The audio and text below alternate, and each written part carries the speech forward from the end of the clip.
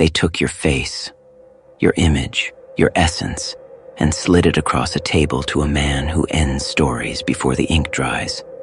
Not to erase you. No, that would have been merciful. They wanted something else. Insight, prediction, control. They thought a man who walks with ghosts, who breathes violence like oxygen, could look into your photograph and expose the truth behind your eyes. They thought they were handing him a picture, but what they really offered was a shard of your soul. He picked up that photo with steady hands, hands that never trembled, not for blood, not for threats, not even for death itself. But when he looked at you, something shifted, something broke. Because a hitman doesn't fear death, he fears the unpredictable. And you are a storm without a weather report. He didn't see a target. He didn't see a weakness. He saw your scars, not as damage, but as architecture. He saw fire in your eyes, not a spark, but a wildfire looking for anything foolish enough to stand too close. He saw chaos in human form. And for the first time in a long time, the hunter felt hunted. They came to the hitman expecting clarity, expecting simplicity, expecting you to be something they could summarize. A file, a threat level, a set of bullet points. They thought you could be broken down into strengths, weaknesses, triggers, habits. They wanted your soul printed on paper in black and white ink they could highlight and study like a homework assignment. But your photograph didn't give him a map. It gave him a warning label, a quiet one, the kind written in symbols you only understand after it's too late. Because when the hitman looked closer, he didn't see the clean-cut answers they wanted. He didn't see predictability or patterns. He didn't see someone who could be solved, profiled, or predicted. He saw contradictions woven together with surgical precision. He saw stillness that hid storms. He saw chaos with discipline. He saw darkness with direction. He saw wounds that didn't weaken you. They weaponized you. He saw heartbreak stitched into armor. He saw betrayal sharpened into intuition. He saw loneliness forged into leadership. He saw pain distilled into purpose. They wanted a picture. They got a phenomenon. They wanted a threat assessment. They got an existential crisis. They wanted vulnerability. He found voltage. Because you weren't sitting in that photograph like a victim. You weren't frozen in fear, waiting to be interpreted or understood. You were sitting there like a riddle wrapped in a warning, wrapped in a smile that said, "If you think you know me, you haven't even met the part of me that survived." He tried to read your posture, but it read him back. He tried to study your eyes, but they stared through him. He tried to calculate your threat level, but realized you were the kind of danger that doesn't fit on charts, the kind that doesn't lash out, the kind that doesn't explode, the kind that doesn't announce itself. No, you're the kind of danger that decides quietly, strategically, irrevocably. He didn't see a target. He saw someone who had been forged, not broken, by everything meant to destroy them. He saw someone who learned early that the world won't save you, so you better learn to save yourself. And that is what terrified him. Not your face, not your story, not your potential for violence. It was your potential for evolution. You weren't shaped by your circumstances. You shaped them, bent them, used them, built a life out of the wreckage others drowned in. He realized there's no formula for someone like you. No system, no prediction, no safety margin, because what they wanted was a puppet. What they got was a prodigy of survival, a force of nature with too much history to be broken and too much power to be controlled. And when he finally set your photo down, it wasn't with cold professionalism. It was with respect, the kind real predators show when they accidentally lock eyes with something that hunts the same way they do. Why did they send your picture to a killer? Fear, jealousy, confusion, a desperate attempt to understand what they could never control? It doesn't matter. What matters is this. They thought a stranger could define you, but a stranger ended up fearing you because you are not a still image.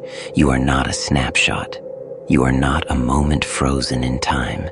You are a living, breathing revolution, a symphony of contradictions no one can decode on paper. They wanted clarity. Instead, they got chaos. Instead, they got the truth. And truth has a habit of shaking weak people to their core. They saw a glimpse of your potential and mistook it for a threat. And the funniest part? They were right. See, weak people don't fear monsters. They fear mirrors.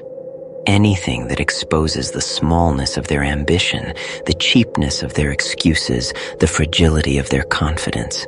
You didn't threaten them with fists or fury. You threatened them by existing. Your presence alone challenged the lies they told themselves about their own limitations. Your resilience insulted their laziness. Your evolution humiliated their stagnation. You weren't a danger to their lives. You were a danger to their illusion of control. Because the truth is this: people don't fear who you are. They fear what your existence says about who they aren't. You became everything they secretly wished they could be. A fighter who doesn't fold. A survivor who doesn't whine. A soul who refuses to stay on the floor no matter how many times the world tries to dropkick them. To them, your energy was offensive. Your comeback was disrespectful. Your refusal to break was provocative. Your victories weren't just wins. They were accusations. Because every time you rose from rubble they assumed would bury you, it reminded them of every moment they tapped out early in their own life. So they labeled you dangerous, too intense, too unpredictable, too much, as if they weren't the ones too little. You are a threat to their complacency because your ambition exposes their apathy. You are a threat to their mediocrity because your vision highlights their blindness. You are a threat to their false sense of control because your evolution proves they never really had control to begin with. They wanted you small, digestible, predictable, manageable. A tame little version of yourself they could point at and say, "See? He's not going anywhere." But you shattered the box they tried so desperately to keep you in. You didn't grow out of their reach. You grew beyond their dimension. They wanted you to be a chapter. You became a genre. They wanted you to be a cautionary tale. You became a blueprint. They wanted you to be a warning. You became a war cry. And now, the same people who laughed, the same people who underestimated you, the same people who whispered your downfall into existence, they watch you with a different kind of silence, a silence heavy with regret, a silence thick with fear, a silence full of unspoken questions like, how the hell did he survive that? How did he turn that pain into power? How did he get stronger from what should have ended him? Because they don't want to admit the thing that scares them most. They pushed you to the edge, and you built a kingdom there. They tried to bury you, and you used the dirt as armor. They tried to define your limits, and all they did was prove you didn't have any. Your existence is not a threat. Your existence is a statement. I wasn't meant to fit into your world. I was meant to create my own. And that right there, that is why they fear you. Not because you're dangerous, but because you're free. And nothing terrifies controlled people more than someone who can't be controlled. When the hitman stared into your photo, he expected fear. He expected fragility. He expected someone running from life. What he saw instead was someone running toward destiny. He saw the exact moment you stopped being who they thought you were and became who you were destined to be, a force, a reckoning, a storm with a pulse. He didn't predict your fall. He witnessed your rise. You are standing on the edge of greatness, not trembling, not hesitating, calculating. The world that tried to break you accidentally awakened you. Now you have a choice. Let their fear define you, or rise above, unapologetic, and show them what it means to live with no restraints, no permission, no limits. Because the greatest adversary they will never face is you. Not the old you, not the wounded you, not the version they tried to bury. The evolved you, the aware you, the untouchable you. They sent a hitman to end your story, but all they did was unleash your next chapter. Because you cannot kill chaos, you can only watch in terror as it grows teeth. You are the beast they whispered about. You are the monster they hoped wasn't real. You are the joker in the deck that turns every strategy into beautiful, violent nonsense. You weren't the prey. You weren't even the hunter. You were the entire game. Let them whisper. Let them tremble. Let them try to figure you out with their tiny little maps and their fragile little minds. Because the photo they handed over wasn't a target. It was a warning that you are unstoppable, uncontainable, unpredictable, unforgettable. Chaos doesn't knock politely. Chaos doesn't ask for permission. Chaos walks in with a grin and flips the table. And you are the embodiment of that evolution. Smile. Let them wonder. Let them fear. You're just getting started.